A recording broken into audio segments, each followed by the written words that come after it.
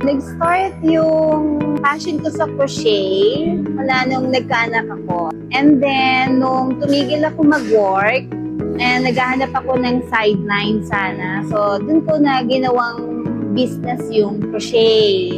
Nitong last 2023, I met isa kong colleague dati sa work.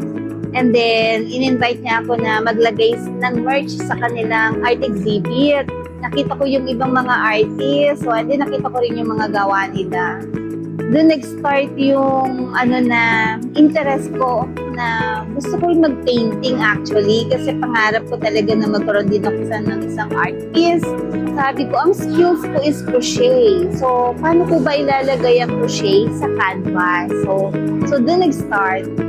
Ako si Agnes Lenon, pakinggan ang kwento ng aking obra dito sa Tatak Pinoy.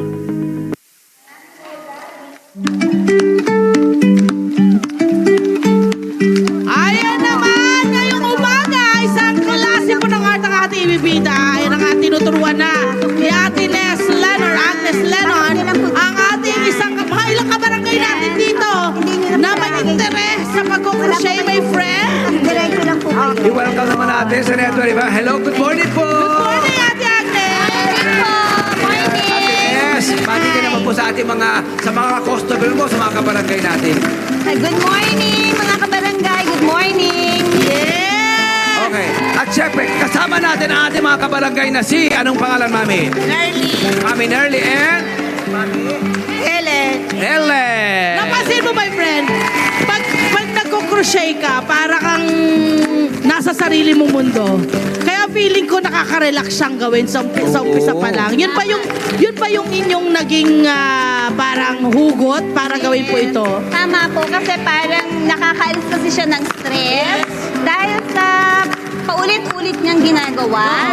Same pattern, same nakaka-relax, and then focus. So that's why sometimes nga may mga biro na huwag mong kakausapin yung nagko-crochet kasi nagbibilang. Correct! Kasi malilito! Malilito! Malilito sila dun sa bilang nila. Ang galing. O di kaya mag-excuse. Excuse me, pwede po ba kayong maistorbo? So ang husay, my friend, dahil yung kanyang crochet, nakita natin, nag-start kayo, ano yun? Ginawa niyo ba lang pang regalo or para lang sa sarili po ninyo? Okay. Actually, nag-start ang crochet ko, yung passion ko sa crochet, nung nagkaroon ako ng anak na babae. Okay po. Isa lang ang anak ko. And then, dahil gusto ko siyang gawa ng shoes, damit, together with my biyenan, so dalawa kaming gumagawa. And then after that, nag-uopisina din ako. Pero naging business ko siya talaga after kong tumigil mag-opisina because naghahanap na ako ng sideline. Ay, wow! Yes, work from home. So, sabi ko... So, ilang taon niyo na pong ginagawa ito, Mami? Sa ngayon, I think isang dekada na. Ang tagal na rin. Oo. Sariling ano nyo ho ba yan? Sariling pag-aaral lang or nag-a-attend kayo ng mga classes? Okay. Sarili lang po. Bali, practice and practice. May mali, may pero practice pa din. Hanggang sa, hindi ko na malaya, naka 10 years na pala akong gumagawa. At pinagkakakitaan mo na ito, Ate Nes, ano po? Yes, opo, tama po. Ito po, anong ginagawa, anong itinuturo natin kina Mami Helen at Mami Nerly? Ngayon po, ang tinuturo ko kay Mami Helen, yung paggawa ng bilog, yung magawa katulad po ng ganito natin. Sa mga stuff toy, mga plushies sa mga natin. plushies. Oo. Usually, bilog ang start. Oo. So, yun ay simula magic ring, and then single crochet, Okay. and then increase and decrease. Those are the terms na kailangan malaman ng mga, kailangan may... Pasukin ang pag-crochet. At napansin ko, my friend, yung ating mga yarn, iba-iba rin na klaseng yarn, no? Anong mga, itong ginagamit mo nila ngayon, anong tawag? Opo, ang tawag po dito ay chunky chenille. Okay. Kasi noong araw, ang yarn lang natin, mercerized yung very, very pino. Correct. And then, wala tayong nagagawa masyado kundi damit. And then, minsan yung mga doilies. Na magaganda pa yung mga doilies natin, my friend. Yung mga classic natin Mga doilies. And Sa mga cortina. mesa-mesa. Mga ganyan. Wait Pero lang. ngayon, Ate Nes, ito update lang daw. Tama daw po ba ito? Bilog na to. Ang galing ni Ate Nerly. wow! Marunong na si ma'am. Kaya lang medyo ano lang, may Oo. kailangan lang i-correct. Oo, Practice oo. pa lang kasi. Ganda, pero ang ganda build Yes, na, oh. oo nga. Okay, so ito po mga ito, pinagkakakitaan nyo na, paano po natin na ito binibenta, magkano po ang presyuhan nito? Halimbawa, ito po ang ating, ano po ba? Itong plushie na Sisi, duck. itong chick. Ang duck po ba yan? Ayan. Oo. So, ganitong duck, usually 250 yan kapag kano. Magkano po? 250. Ang pinakamura, magkano? May 100, like yung mga maliliit na ganito.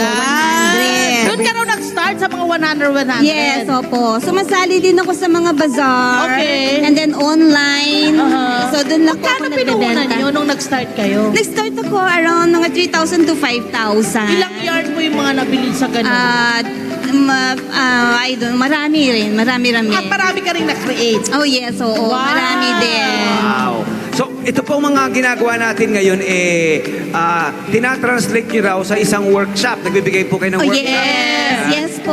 Dito rin po sa barangay. Mm, O, sana dito mga lang nanay, din. ano po, Opo. Para mag-benefit Sino sila. pwedeng sumali? Kahit sino pwedeng Tatay sumali. din. I have, Mga bata. may mga free workshop din ako. And then meron din mga paid workshop. Ano yung age ng pinakabata nyo pong naging Naturuan. workshopper? Actually, 8 years old. Wow! So, pinakabata. And then, yung nag-charge kayo ng fee doon Yes, sa inyong workshop. opo. So, Meron extra din. income din po Yes, yun. extra income Ang din galing. siya. Okay, my friend, mula rito, napunta siya rito. May framed artwork na rin siya. Frame crochet. Paano naman ito, ma'am? Ito, paano ka napasok po sa ganitong sitwasyon or ganitong art naman po? Yes, oo. Napunta ako sa sitwasyon na to, tama ka, Miss Love, nang hindi ko namamalayan. Actually, Ganda, no? nung nag-start kasi ako mag-merch or ng mga items na yon, in-invite lang ako maglagay ng merch dun sa isang dati kong katrabaho. Okay. Di ba, hindi na ako nagwo-work. And Opo. then, in-invite niya ako na maglagay lang ako sa kanilang art exhibit, Okay. mga merch. And then, those are artists pala, mga artists. Mga Mga artists ang nagpe-painting. Oo. And then, nung nagpunta ako sa booth nila, na-inspire talaga ako. Parang nabuhay yung, kasi pangarap ko rin kasi dati na magkaroon ng sariling art piece, ganyan. Magka-exhibit, ano? Oo, and Alam mo, then- napansin ko dito, Ate Nes, masingit ko lang po, no? Ang ganda ng background mo, black, kasi umaangat yung kulay, Yung no? color, yes. Ganda-ganda niya. Oo, tama po Saka kayo. mas mukha siyang mahal. Ah, Premium, di ba? tama. Magkano po yung paintings? Ay, Yung artwork po. Ito po, 5,000 po sila. Ito, 6,000. Ayan. Ah. Kita mo, may iba-iba rin siyang creation na ginagawa doon sa mga ano, diba? Talagang yung kanyang isipan, pinapagana niya ng gusto. Oo. Ayun. And minsan po, may mga collab din ako. Like this one piece, I have a collaboration with one artist, with Miss Van Tri. So, yung- Siya po yung nag-painting. Yes. And then, ako yung naglagay naman ng Diba? crochet. May collaboration. May ang collab ganda. din. So sa murang halaga, mukha siyang mamahalin. I stand Yes. corrected, hindi mahal, mukhang mahal. Mamahalin. Mamahalin. Diba? Murang halaga, pero At mamahalin. meron siyang exhibit na paparating. Oh, Ba? yeah. Ano ba yan natin eh? Wow. Pwede po bang mag-invite ako? Of course, yes, Ate Nes. We have an exhibit right now hanggang March 31 sa, pwede mo ba bagitin? Sa Parkal Mall, doon sa courtyard. Nandun po ang mga paintings and other artworks ng mga iba kong co-artists po. Let's support the local artists. Oo naman. I'm sure proud na yung pamilya. Di ba nakakapag-mount ka na ng mga exhibit, di ba? Sa mga gallery, di ba nakakatuwa yan? Tama po. Opo. Pati ba yung mga anak ninyo ay nahihilig rito kung meron po? Actually, isa lang ang anak ko. She's painting naman. Ay, ang ganda. Artist din siya. Very Artist din siya. nice. Saan kayo marireach kung sakaling gusto magpa-commission ng ating mga kabarangay? Oh yeah, you can reach me at my social media, IG and FB, Loops Crochet PH for the workshop and for the 5-day program. And then you can reach me for my artwork naman sa neslenon.art sa Yan. IG.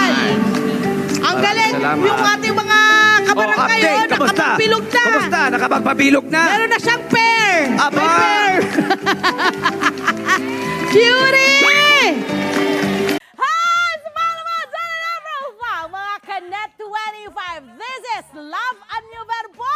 For more love, to the pet, and our song updates, just click the subscribe button and follow us on our Net25 social media pages at Net25 TV and Net25 Entertainment Facebook.